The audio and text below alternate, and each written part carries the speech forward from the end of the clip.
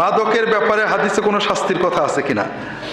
কোরআনেই তো মাদকের হারামের কথা আছে, হাদিসে শাস্তির কথা আছে। মাদক, যে মাদকে মাতাল হয়, এটার জন্য বেত মারা হবে, দুর্রা মারা হবে 40 অথবা 80, এই ধরনের শাস্তির কথা আছে। এছাড়া এটা হলো মাদক প্রমাণিত হলে, এছাড়া ইসলামী শরিয়াতে নির্ধারিত শাস্তি কম।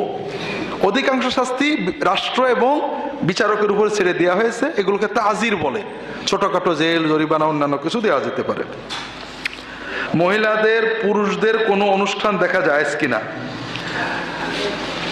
পুরুষদের অনুষ্ঠান দেখা অবশ্যই জায়েজ। আমরা সমাজে যেটা অনেকে বলেন, পুরুষদের জন্য যেমন মেয়েদের দিকে তাকানো হারাম, মেয়েদের জন্য পুরুষদের দিকে তাকানো হারাম, এই কথাটা খুবই ভুল কথা। এটা হাদিস, কোরআন, ফিকহ, সুন্নত কোনোটাতেই ঠিক না। আল্লাহ যেটুকু ঢাকা ফরজ করেছেন এটুকু বাদে দেখা যাবে। যেমন পুরুষদের নাভি থেকে হাঁটু পর্যন্ত ঢাকা ফরজ, এটুকু দেখা হারাম। বাকি শরীর খালি অবস্থায় পুরুষদের দিকে তাকানো যাবে।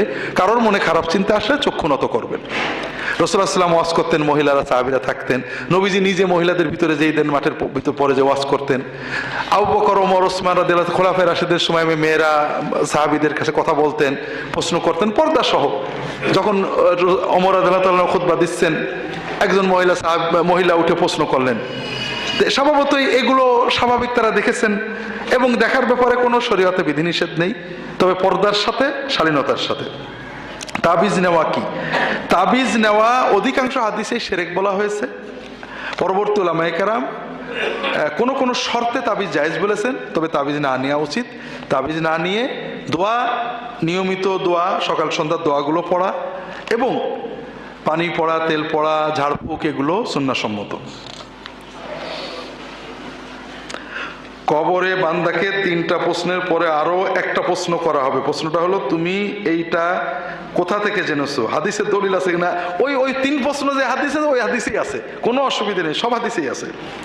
3 প্রশ্নের কথা যে হাদিসে আছে, ওই হাদিসেই আছে যে 3 প্রশ্নের উত্তর দেওয়ার পরে ফেরেশতারা জিজ্ঞাসা করবে, মা দারাইতা মা ইউদরিক, তুমি জানলে কি করে?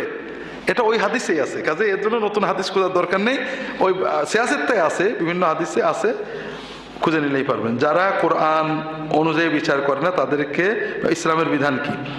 কোরআন অনুযায়ী বিচার না করলে কাফের, ফাসেক, জালেম কোরআনে আসছে, কিন্তু বিচার করে না। মানে মনে করেন একজন বউকে পর্দা করানো ফরজ, কিন্তু সে কোরআন অনুযায়ী পর্দা করালো না, বউকে বেপর্দা চলালো, তাহলে কি সে কাফের হয়ে যাবে? কোরআন অনুযায়ী বিচার না করলে যদি কাফের হয়, তাহলে প্রত্যেক মানুষই কাফের হয়ে যায়। কারণ আমরা ফজরের নামাজ জামাতে যাব, কোরআনের হুকুম, এখন আমি গেলাম না, আমি শয়তানের কথা মতো ঘুমায় থাকলাম, কাফের হব নাকি? না। যারা কোরআনের অনুযায়ী বিচার করবে না তাদের পর্যায়ে আছে। সেটা হলো যারা কোরআন অনুযায়ী বিচার করাটাকে অপ্রয়োজন মনে করে, অথবা কোরআনের বা ইসলামের নিয়ম কানুনকে অপ্রয়োজন মনে করে, অপশনাল মনে করে, এই বিশ্বাসটা কুফরি। আর যদি কেউ ইসলামকে সঠিক জানে কিন্তু শয়তানের ওয়াসওয়াসায়, দুনিয়ার লোভে অন্যায় করে, এটা হলো মহা গুনাহ, ফিসক। আহলে হাদিসের ইতিহাস সম্পর্কে জানতে চাই।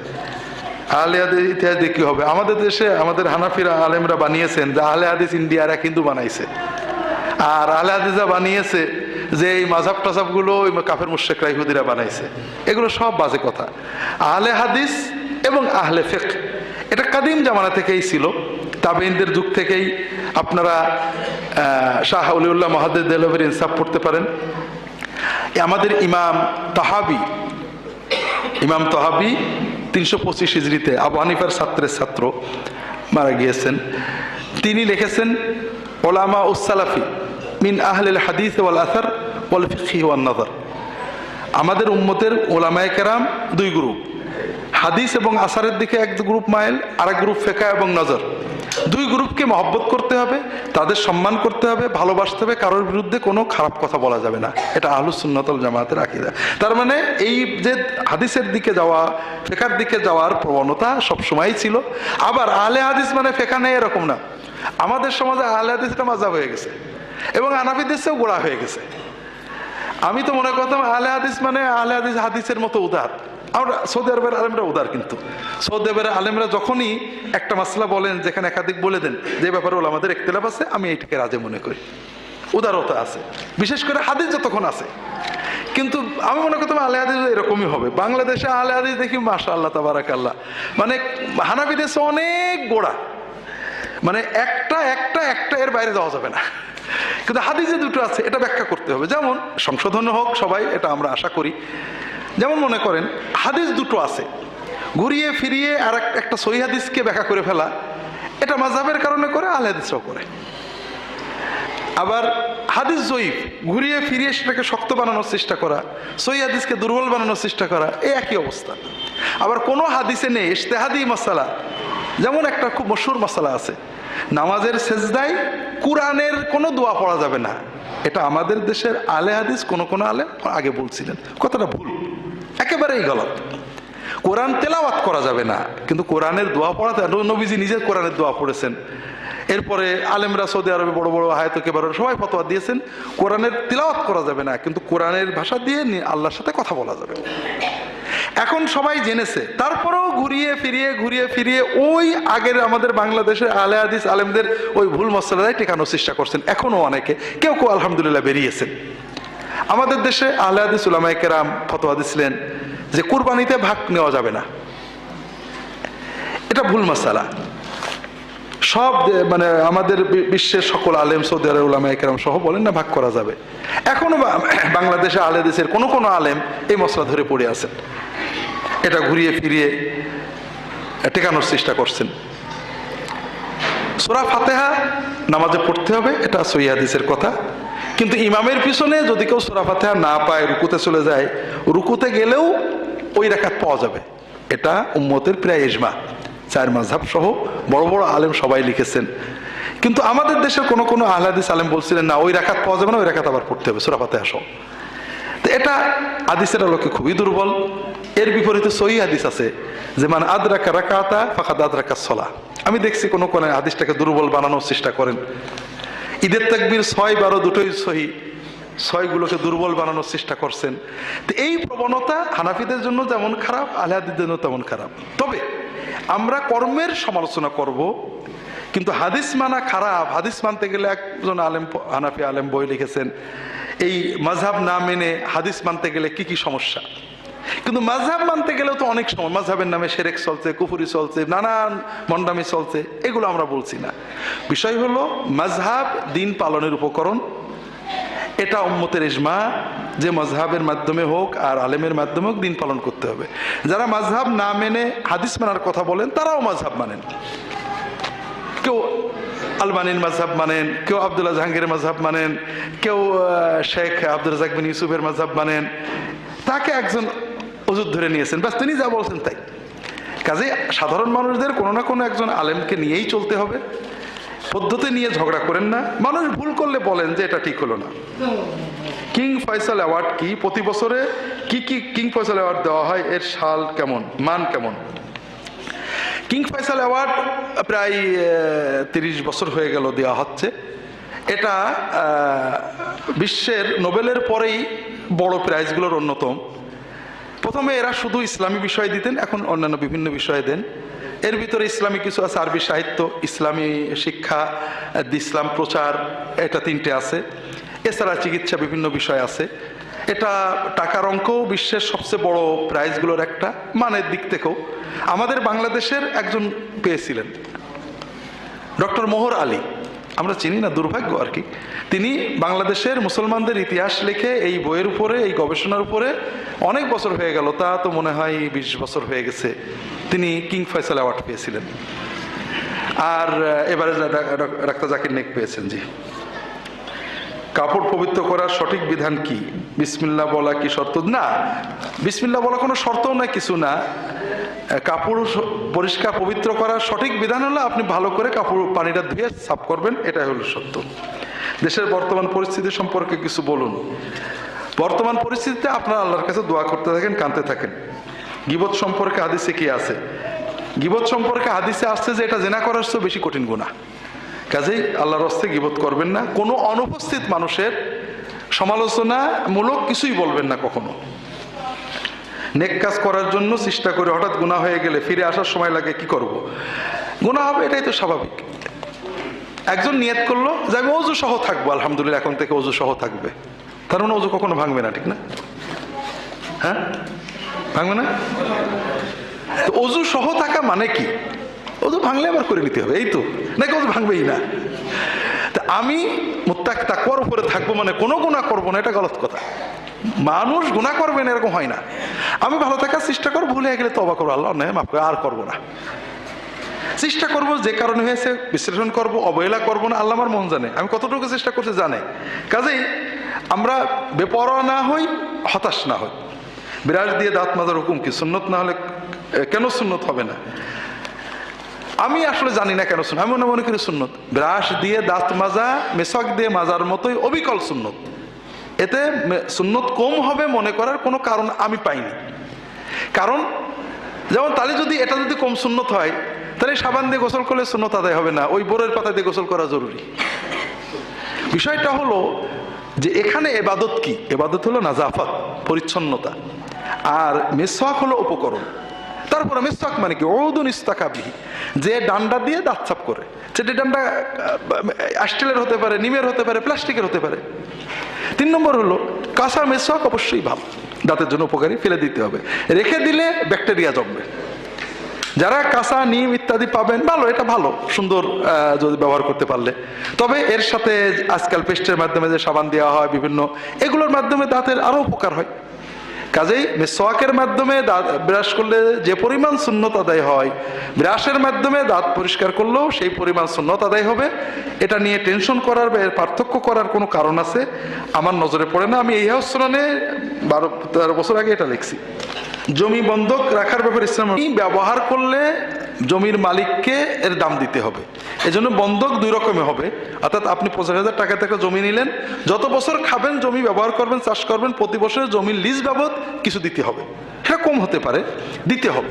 যেমন আপনি একটা দোকান ভাড়া নিলেন, ভাড়াটা 10,000 টাকা হয়, আপনি 5 লাখ টাকা অ্যাডভান্স দেওয়ার কারণে ভাড়াটা 2,000 হয়ে যেতে পারে, এটা হতে পারে। কিন্তু তাকে লিজ টাকা দিতে। অথবা আপনি এই করবেন, যত বছর আমি জমি খাবো, ও প্রতি বছর 1,000-2,000 টাকা করে কাটা যাবে, টাকাটা ফেরত দেওয়ার সময় ওই টাকা বাদ দিয়ে সে ফেরত দেবে।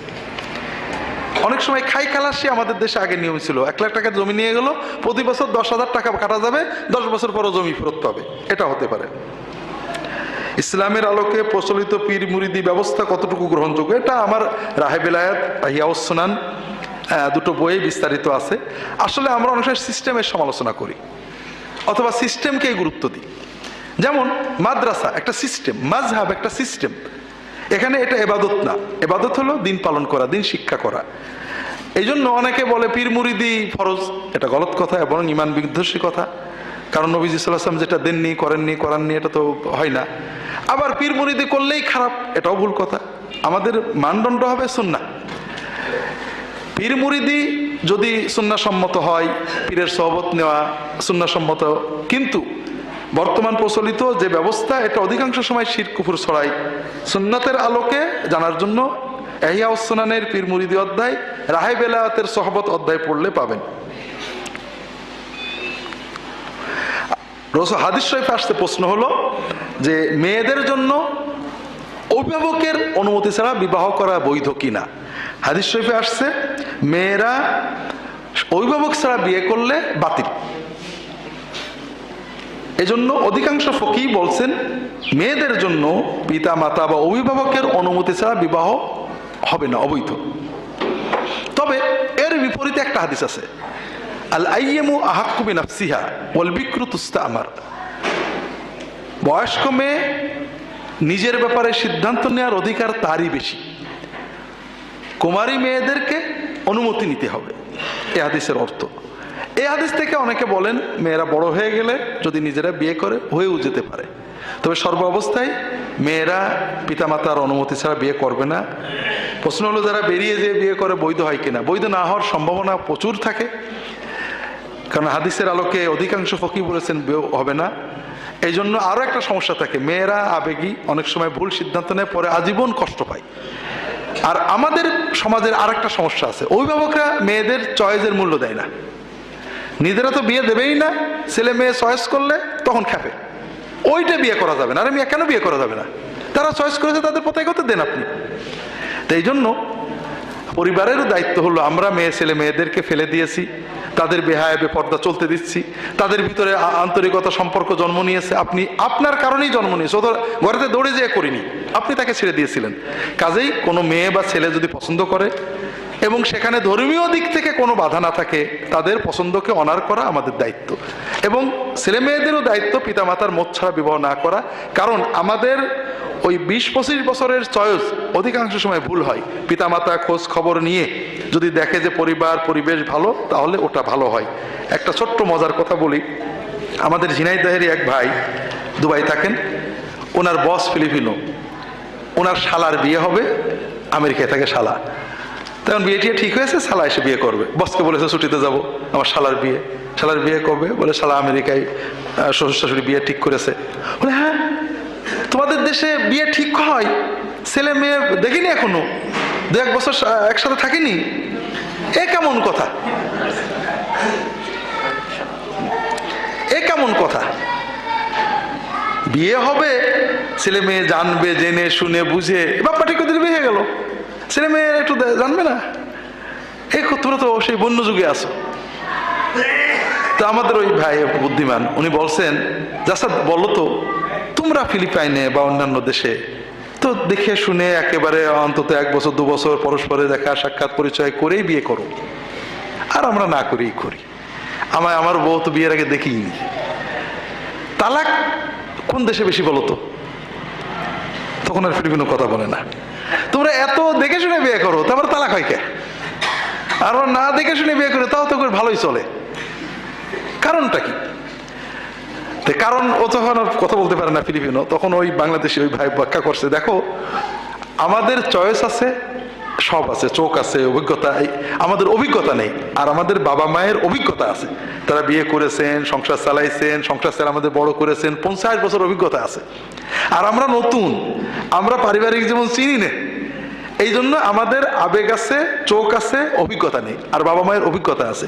আমাদের চোখ আর বাবা মায়ের অভিজ্ঞতা এক হলে বিষয়টা ভালো হয়, ছাড়াছাড়ি হয় না। এই জন্য আমি যে দেখবো, আমার শালা এসে দেখবে, পছন্দ হলে করবে, না হলে না করবে, কিন্তু আগের থেকে যেগুলো চেখে চুকে দেখে শুনে এতে বিয়ে কোনোদিন ভালো হয় না।